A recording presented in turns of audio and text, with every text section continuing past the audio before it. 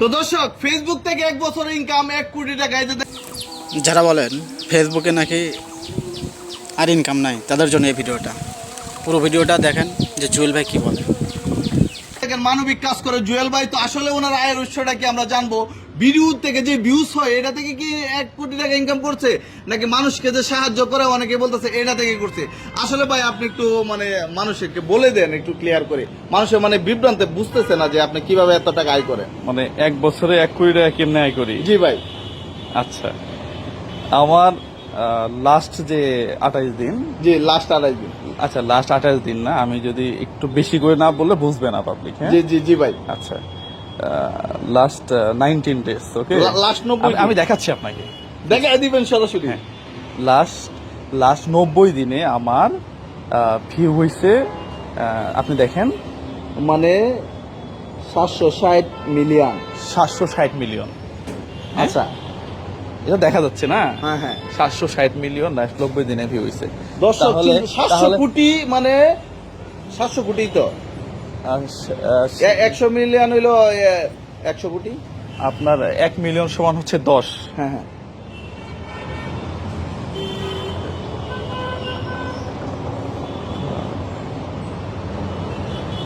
Six 76 কোটি আর কি। হ্যাঁ। মানে কতজন দেখছে তাহলে? 76 কোটি মানুষ দেখছে। 76 কোটি। এ তো মানুষই তো নাই বাংলাদেশে। তাহলে তো দর্শক, তো বাংলাদেশে মানুষ হলো 18 কোটি, কিন্তু ওনার 90 দিনে ভিউ হইলো 76 কোটি। তো আমি বলবো, আপনি বুঝেন ওনার আয়ের উৎসটা কি হইতে পারে। না, তো আমি মানে আপনাকে জাস্ট, আপনি তো এজ এ কন্টেন্ট ক্রিয়েটর, আমি জাস্ট অবশ্যই। আপনাকে বললাম যে ভিউ থেকে কি পরিমাণ আসতে পারে, এটা জাস্ট আপনাকে বললাম। আচ্ছা। দেখেন এখন বিষয়টা অনেকেই প্রশ্ন করে, এই জন্যই বলা আমাকে, হ্যাঁ, যে টাকা আয় করি, এরপরে এই টাকাগুলা কি করি। হ্যাঁ, এটাও আমি ক্লিয়ার করছি যে একটা সময় আপনার সীমাবদ্ধতা বুঝতে হবে আসলে। হ্যাঁ, আপনি অনেক টাকা আয় করে শুধু নিজের জন্য আখের গোছাবেন, এই জন্য পৃথিবীতে আল্লাহ তাআলা আপনাকে সৃষ্টি করেন না। হ্যাঁ, সৃষ্টি করেন আর কি।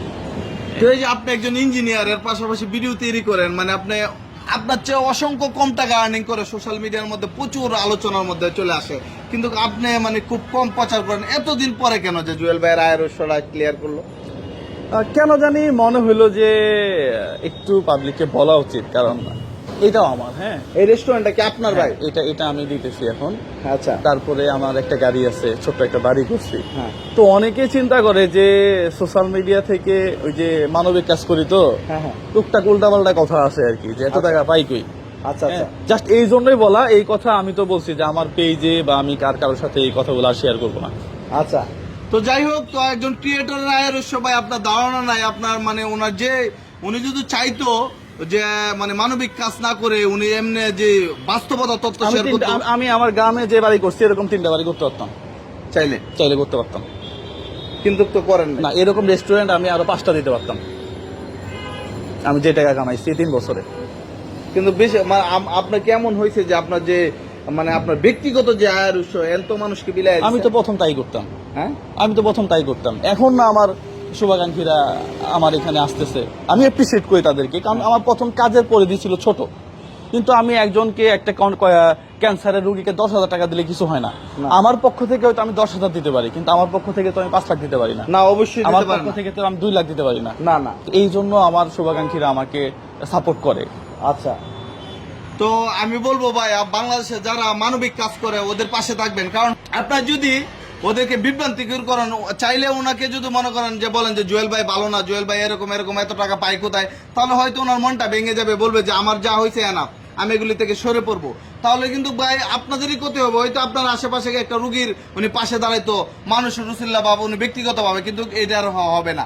তো ভাই এই যে মানুষের কথা কি আপনি হাল ছেড়ে দিবেন কিনা, যে কে কি বললো? বাংলাদেশে অনেকেই হাল ছাড়ছে এরকম শুই না, এবং বাংলাদেশে টপ সারিতে যারা মানবিক লোক ছিল এরা একটাও নাই এখন বর্তমানে আছে। আপনি বলেন।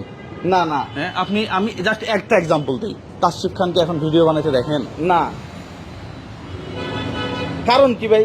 এই যে উনি এখন লাইভ করতো, লাইভ করার মাধ্যমে বলতো যে 10 টাকা এসে পড়ছে, যে 8 টাকা দিতে হবে না। সমস্যাটা কোথায়? হ্যাঁ, এই দেশের একটা পলিটিক্যাল পার্টির লোক মিলিয়ন বিলিয়ন টাকা পাচার করতেছে, তাকে নিয়ে আমরা একটা টু শব্দ করতে পারি না, আওয়াজ করলে গলা কাঁপে। হ্যাঁ, তাহলে তুমি তাসরিফ খানকে নিয়ে প্রশ্ন কেন করো? দরকারটা কি তোমার?